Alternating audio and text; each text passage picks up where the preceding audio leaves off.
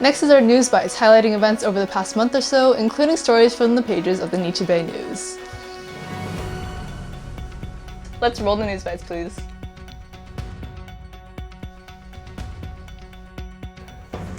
So let's roll the News Bites.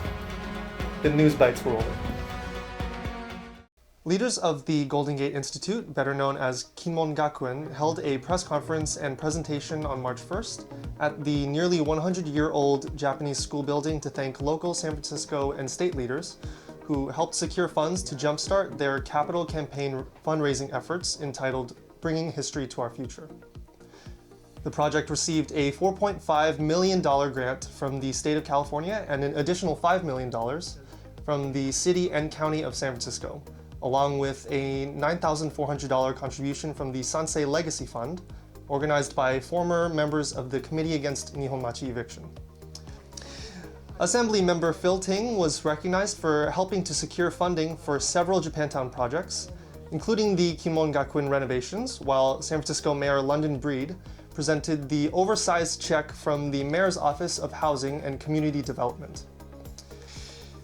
The event also recognized District 1 Supervisor Connie Chan for her work on the API Equity Fund, which allocated the $5 million. Next, we look at 4 Day of Remembrance events across the state, from Sacramento to Los Angeles, San Francisco to San Jose. The Day of Remembrance was started in the 1970s to commemorate the forced removal and incarceration of Japanese Americans from the West Coast into American concentration camps. On February 10th, the Northern California Time of Remembrance, presented by the Florin, Sacramento, Placer County, and Lodi chapters of the Japanese American Citizens League, was held at the California Museum. The event featured a screening of John Osaki's film, Not Your Model Minority. It was followed by a panel discussion featuring Osaki, who is also the executive director of the Japanese Community Youth Council, JACL Youth Representative Krista Keplinger, and Carl Takei, an attorney at the Asian Law Caucus.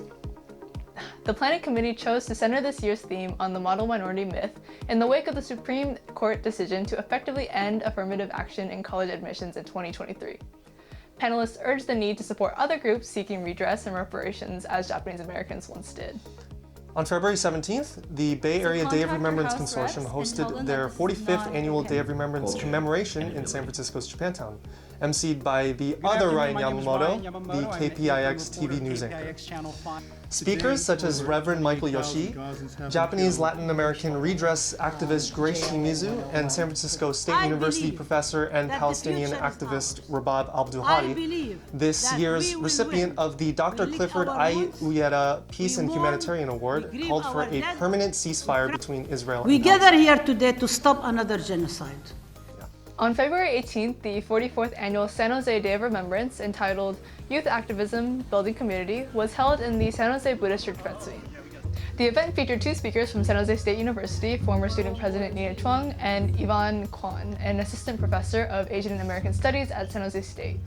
Attar Siddiqui of the South Bay Islamic Association spoke about the solidarity between the Japanese American and Muslim community. Down I-5 in Little Tokyo, the Los Angeles DOR focused on resistors at their February 17th event at the Japanese American National Museum. This year's theme, Rooted in Resistance, Fighting for Justice During World War II, reinforced the importance of standing up for justice in times of great moral crisis.